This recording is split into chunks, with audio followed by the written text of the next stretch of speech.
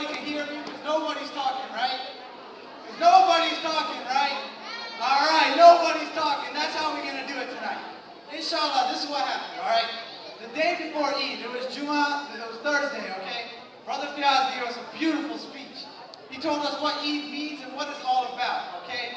And he also gave us a warning. He said that Shaitan comes out after Eid. And look at it today, boys. Woo! Woo! Come out. My God, I wouldn't believe it if I didn't see it with my own eyes. Man, I didn't see so many hijabs come off so fast in my whole life. Woo! I swear, when I walked in here, if it wasn't for 2 or 3 tables, I thought this was a Hindu party. I'm not gonna lie. Oh my God. MashaAllah, MashaAllah. Ooh. You know, this is what it's all about. All these people coming together. That's what Muslims are for. Look at, this is Newport Richie. This is not Tampa. This is Newport Richie. And look how many people showed up. If you put food on the table, people show up. That's what it's all about, okay? Look at all the people, man. You would never see this many people unless it's Eid or Jummah. Man, we had a lot of people in the masjid this Ramadan. I'm going to tell you why, because there was food on the table. And I'm going to tell you something. The whole month of Ramadan, I went to about at least 24 to 25 iftars in the masjid.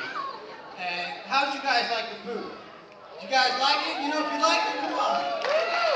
I'm glad you love the food, right? Well, the first couple of days I went, I was like, man, that food was good. Second day I went, they're like, here's your biryani and chicken tikka. I'm like, all right. Third day I went, they're like, here's your biryani and chicken tikka. I'm like, all right. Fourth day I'm like, here's your biryani. I'm like, wait a minute. Don't we have anything else? By the end of Ramadan, I swear to God, I was bleeding and sweating biryani and chicken tikka. It was coming out of me right and left. I was like, what's going on? I looked at the Arab brothers, they were dying. How you like the food? Good. Little bit spicy. They were dying. I was like, poor guys, man. And then I remember the first couple of days, man, we changed this after a while. The first couple of days, we had people giving out food. I don't know who nominated the doctors to give out the food, but the doctors were giving out the food. And they should know what a man needs to eat if he hasn't eaten all day. Because I swear to God, I got ripped off. I was there, man, I was like, wait a minute. Are you trying to feed a bird? I was sitting there, they gave me my biryani and chicken tikka. One doctor, I swear to God, he took a chicken leg, cut it into 4 pieces and gave it to me. I was like, no, you didn't. One time I was sitting on my table, I swear to God, an ant came and took a grain of rice. Half my biryani was mine. I was like, what? Since when did this happen, you know? But alhamdulillah, this is what this is all about. And then, you know what, back to Eid. Back to Eid. Eid is 2 things in my mind. Eid for the brothers is Eid. It's Eid, we like to party, we're happy. For the women, it's a fashion show. Oh my God. They pull out everything. I swear they must go special shopping just for this day. Because it looks like a crayon box in here. I've never seen so many colors in my whole life. Honestly, what's wrong with y'all? Y'all look like popsicles. Popsicles with sprinkles on them. Jesus Christ. Y'all should, I swear, what do you decide to wear? Like, when I go in my closet, I'm like, I want to wear something, you know, casual. You go in, I've never seen a woman wear a lime green outfit and then put orange, creamsicle orange with it. What are you, a sherbet? Come on now. Where did you get these colors from? Only our women can wear these colors, I swear to God. There's no other country in the world that wears lime green, bright pink, bright blue, and is proud of it. But alhamdulillah, our women are proud of it. And then the second thing about our women, oh my God, what I introduced. Today I thought I was going to make a joke and I might have been fooled. I might have fooled myself. But you guys helped me out so much by not wearing hijab. You guys make my life so easy.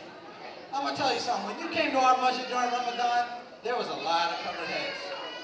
I'm going to tell you one thing. Today, there are not a lot of covered heads. Woo! I swear, that's because you know what our women have done? They have corrupted the hijab. What happens with the hijab? There's 4 different kinds of hijab. There's more. But this is what happened in Ramadan, I noticed, okay? There was one kind of hijab. It's kind of what I call, basically, it's called a do-rag hijab. It's getting really popular. It only covers from here to here, okay? So one time I went to a sister, I said, sister, why are you wearing this hijab? And she's like, excuse me? Do you think my husband buy me these $10,000 earrings so I can hide them? I said, whoa! That gave me a response. You know? And the next sister I seen, she's wearing a perfect hijab. It was nice. Covered all the way. One problem. It was completely see-through. I was looking at her, I was like, sister, you know you're wearing an invisible hijab? Because I can't see it, no can nobody around me. Then the third kind of hijab I noticed is going around a lot lately, you know, a lot lately. It's called the monkey hijab, okay? It's basically, it looks like you took a monkey and put it on your head. You grab a monkey, you put it on the head, you forget the cover back here, and your ponytail swinging around like a monkey tail. You know? I don't know what's going on. There's all different types of hijabs. But my favorite hijab, which is so popular with my family, so popular, it's called the convertible hijab. The convertible hijab is just like a drop down on a car, like on a 64 Caddy. Once the car goes in the car wash, it's on. Just like when the woman goes in the masjid, it's on. Once it comes out, it's off. So you're looking at yourself like, wow. You know what I'm saying? So I thought, you know what, I'm going to come up with a great idea. Because my mom, every time, you know, in my family, we only watch Geo and PTV. If you don't know what that is, it's basically Pakistani channels. And they actually play the Azan 5 times a day. So guess what happens? 5 times a day, I see my mom and the rest of my aunts running for something to put over their head. I swear to God, one time the Azan come on, I saw all my aunts run. I saw 3 of them underneath one hijab. Okay? I looked over, I saw my cousin with a pillow on her head. I looked at her, I was like, no, this ain't right. So I thought to myself, wait a minute, this ain't right. So I got myself a little idea. I went out and bought me one of them Azan clocks, you know? You just push a button and the Azan comes out. God bless that man. So what happened? I bought one of them. I wait for all my aunts to come over and everything, you know? I walk right behind them. Allahu Akbar. Oh, so you see run, right, left, whoa. Next day, Azan clock gone. I'm not gonna lie, I don't know what happened. It just vanished. Let me tell you a third thing I noticed today. A lot of women bleached their face last night. Woo! You know, the thing about Desi women, actually the thing about Desi people, period, we hairy. Oh my God, are we hairy. So the thing is, unfortunately, our women are hairy too. So they got mustaches and goatees just like men do. So they try to find a way to cover them up. And instead of being like Spanish women who actually get them waxed or, you know, shaved or something, they came up with an idea, why not bleach our face?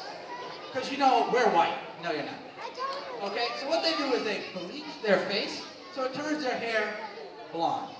And I look at them, I said, Auntie, I don't have a problem with the color of your goatee. I have a problem that you have a goatee.